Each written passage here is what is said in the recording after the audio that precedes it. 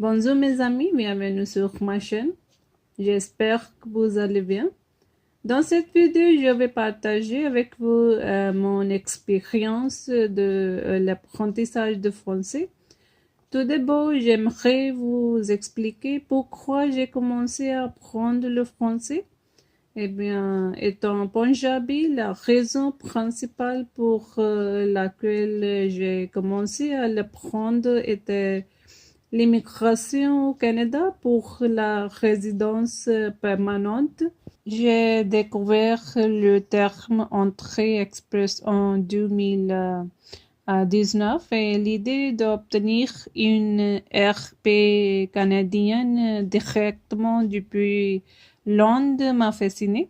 Cependant, je n'ai jamais voulu aller à l'étranger et m'y installer là-bas. Comme j'ai travaillé comme professeur d'anglais pendant de nombreuses années et que j'ai obtenu CLB10 à l'IELTS, j'ai calculé mes points. Les points étaient de 450 plus pour une qualification dans le domaine des technologies de l'information et avec de l'expérience. Et à ce moment, le score du CRS était d'environ 450. J'ai soumis mon profit et j'étais presque sûre que j'obtiendrais l'invitation au prochain tour de tirage au sort sur le français. Malheureusement, la pandémie COVID-19 a frappé le monde et les scores ont augmenté. J'ai raté l'opportunité pour juste 2 ou 3 points. C'est à ce moment-là que j'ai cherché d'autres moyens d'obtenir plus de points et j'ai décidé d'essayer le français. Ce n'était pas très cher et en plus, je pensais que cela m'aiderait à améliorer mes compétences. Mais ce que j'ai fait est complètement stupide. J'ai collecté des informations sur l'examen de français acceptable, la structure de TEF Canada, le niveau requis pour obtenir des points, comment, quand et où on peut s'inscrire à l'examen. Pendant ce temps, j'ai appris l'alphabet et quelques mots de vocabulaire français et j'ai appris par cœur quelques phrases pour l'expression écrite et partir d'exemples de réponses. Ma plus grande erreur a été de m'inscrire à l'examen juste pour voir comment il se déroulait sans aucune préparation. J'ai gaspillé 25 000 roupies et j'ai obtenu A2 en compréhension écrite et expression écrite, A1 en compréhension orale et 0 en expression orale. Parce que je ne pouvais pas prononcer un mot devant l'examinatrice. Pour être honnête, en compréhension orale et en compréhension écrite, je ne fais que cocher des réponses sans comprendre un mot. Après avoir obtenu les résultats, j'ai compris qu'il n'y avait pas de raccourci et que je devais apprendre sérieusement. J'ai alors cherché des centres de formation en ligne et j'ai appelé l'un d'entre eux et ce que j'ai demandé comme la plupart des candidats, c'est si je pouvais atteindre le niveau B2 en 3 mois en tant que débutant. Et maintenant, je sais que c'était une question irréaliste. Ils ont refusé, mais j'ai insisté. J'ai rejoint la classe. J'ai suivi le cours pendant 10 jours seulement. et j'ai réalisé qu'avec 12 heures, j'apprenais très peu, mais que je pouvais apprendre plus et faire de l'apprentissage intensif. J'ai quitté le cours et j'ai décidé d'étudier par moi-même.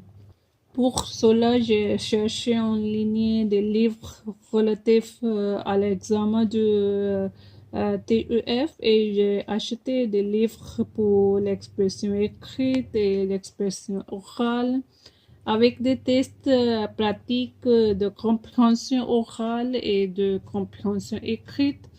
D'autres sources d'études étaient un livre de grammaire, la traducteur de Google et YouTube. J'étudiais 8 à 10 heures par jour et j'ai changé le module toutes les 12 heures avec une pause d'une demi-heure pour manger ou pour me rafraîchir. Parfois, j'étais plus à l'aise pour étudier le soir, mais la plupart du temps, j'étudiais du matin au soir. Je ne me suis jamais sentie épuisée par des études aussi longues, mais j'étais parfois frustrée de ne pas comprendre quelque chose en compréhension orale ou en vocabulaire avancé. Au début, j'avais l'impression que tout était si confus ou difficile, mais comme je pratiquais tous les modules ensemble dans la même journée, les choses ont commencé à se lier et tout a commencé à avoir un sens. Pour l'expression écrite et l'expression orale, je n'ai jamais étudié avec aucune profession. Je ne me suis jamais inscrite à une application ou à un site web. Je n'ai jamais fait vérifier mon écriture par une profession. Pour être honnête, j'ai toujours vérifié mes écrits sur des traducteurs uniquement. Cependant, j'ai parcouru des centaines d'exemples des réponses et je les ai lus pour améliorer mon expression écrite. Pour l'expression orale, j'avais l'habitude d'imiter les candidats qui se présentaient à cet examen dans les interviews sur YouTube.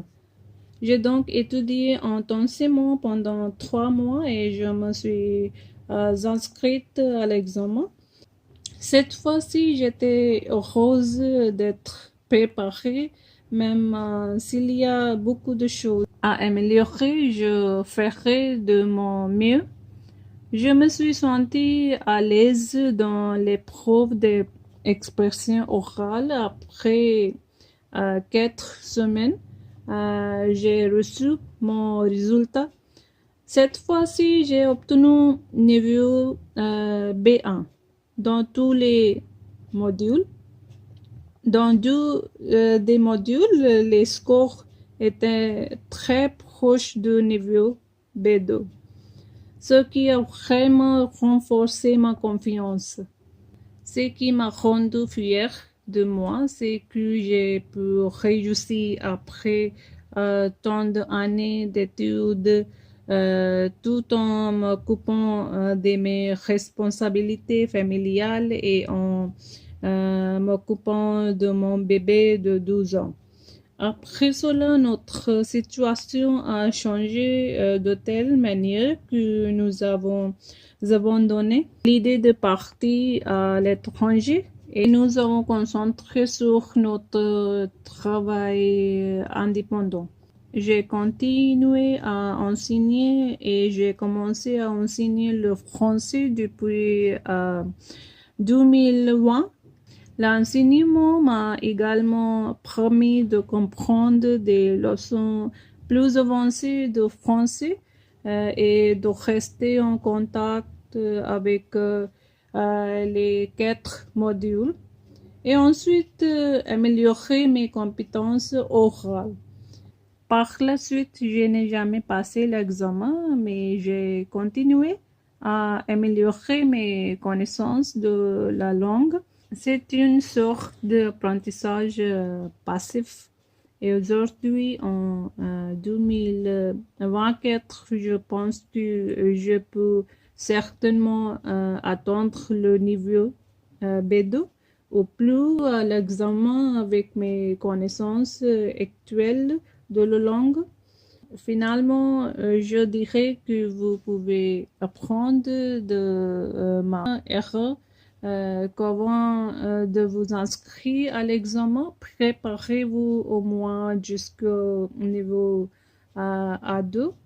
Vous pouvez également vous sentir motivé par mon expérience, qu'il est tout à fait possible d'atteindre le niveau B1 en 3 mois avec une pratique intensive si vous êtes un débutant complet.